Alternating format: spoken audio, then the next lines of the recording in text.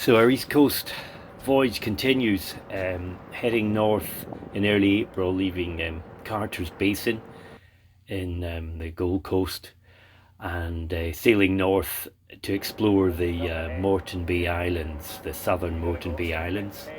Beautiful weather to begin with, so we could motor up the Broadwater, passing lots of the suburbs, Bayview here, and then we hoisted the Genoa.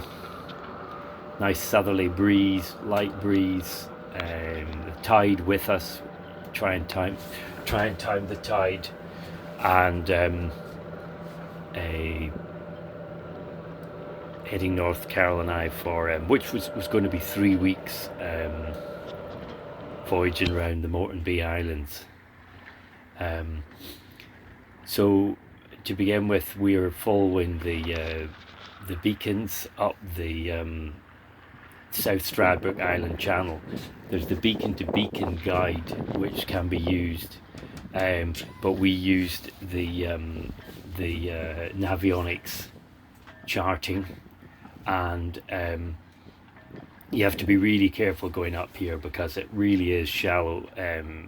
For a keel boat like ours, we draw about 4.5 foot, and but beautiful sailing, no engine, and the Navionics is very good. It shows exactly what we need. You could use as I say, the beacon to beacon guide from the Queensland government, which is free PDFs downloaded, and I have them on my phone. We're approaching the north end of South Stradbroke and the famous resort Curran Cove here, and that's the mainland off to the port. And the destination for today was going to be Tipler's Anchorage, which is an inlet on the north end of South Stradbroke. It's a nice shallow, sandy anchorage. It's very popular. It's one of the first sort of wild anchorages beyond the Broadwater and beyond the famous or infamous jet skis which take safaris up here.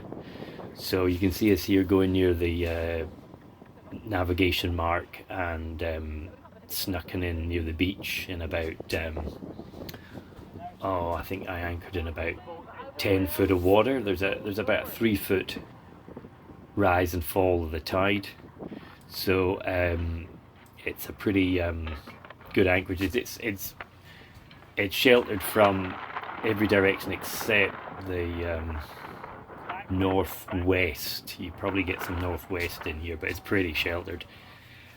Very narrow channel though, so you have to anchor fairly near the beach.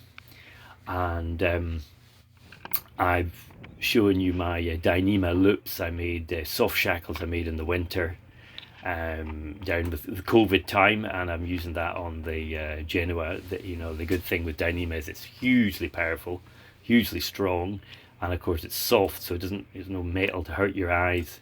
There's a selection of what I made. I made about 10 of them in the winter with fids, that's the long tubes, and I've got splicers and eyes and all sorts of things I make. So yeah, anyway, all good. So we row ashore and go to explore the area with our friend Jill. Jill was anchored near us, Jill Knight, round the world sailor, very experienced single-handed sailor, Jill Knight. So Carol, Jill and I went for a walk, southerly anti-clockwise direction. I'll warn you about Stradbroke. South Stradbroke is full of mosquitoes and sandflies, so we were well covered up in repellent, but beautiful beautiful bush walks and lush vegetation. Some of these places like this is, I think, near the actual resort itself, and we're walking into the resort. It's a little bit down at Heel, the resort, it's a little bit needing some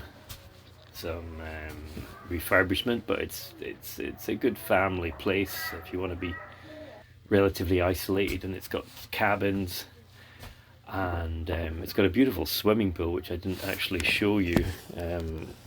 It's a beautiful swimming pool for guests,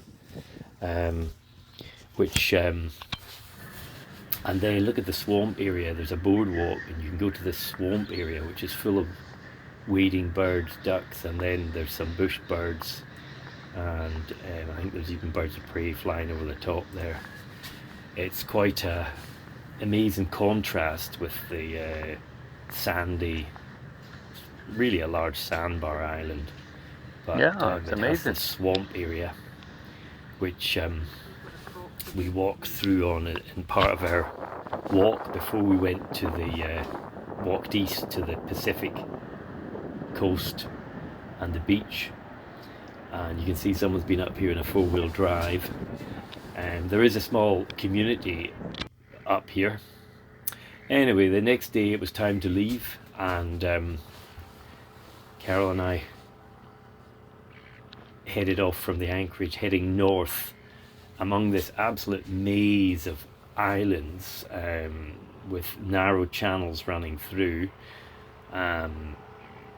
Really clear day. This is early April 2022, and taking the tide north with the dinghy being towed.